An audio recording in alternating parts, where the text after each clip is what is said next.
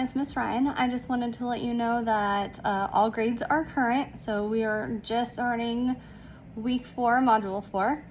So I've been keeping up with the discussion posts. I finished grading your collection development assignments over the weekend. Overall, really good job. Just a couple of things I saw when it asked for the description of the community.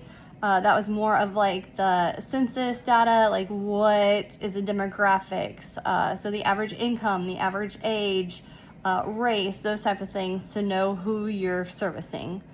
I know the lady that did this shell, I actually like it way better than any of the other shells I've had.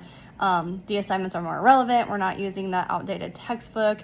But one thing that both her and Jennifer do not do, and I think that's just because they're not in a regular library full time, I would make sure that I was very specific in my selection tools, especially being a high school librarian, a middle school librarian working in the children's department.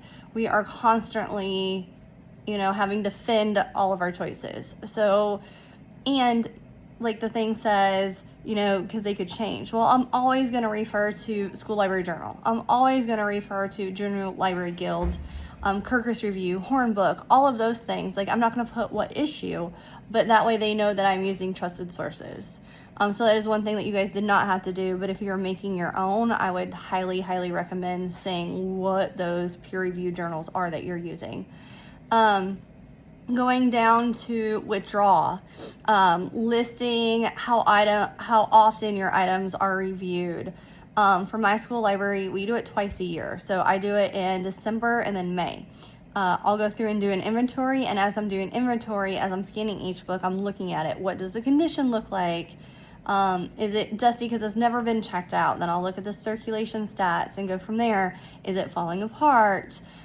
Looking at the cover, does it maybe look outdated? The information might not be accurate.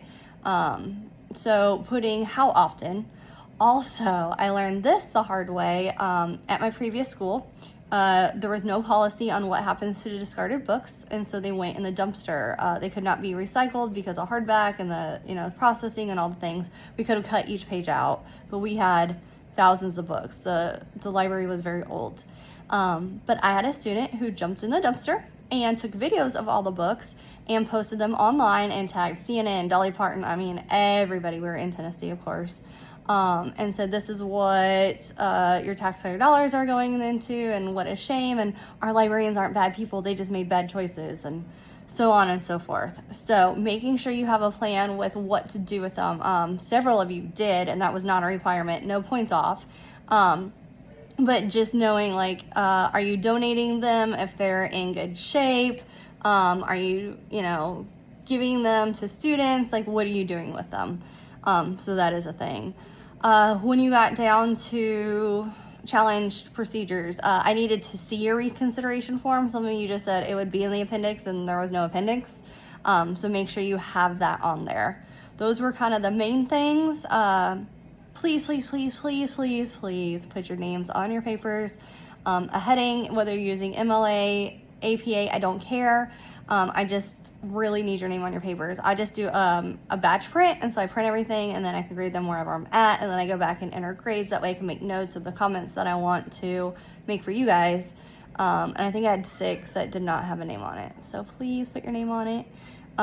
If you're having trouble with your references and hanging indents, OWL Purdue, OWL Purdue is an amazing resource that will help you with that.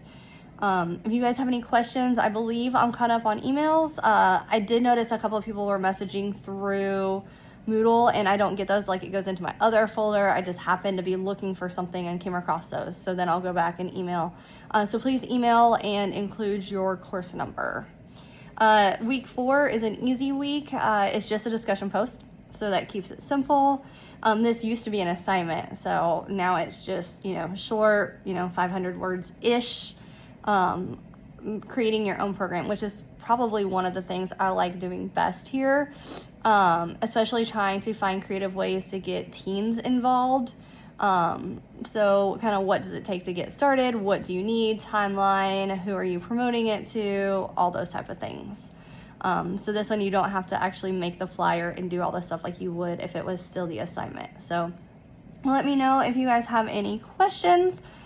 I think this class is up today. I'm just grading midterms for my other course. So if you guys have any questions, reach out.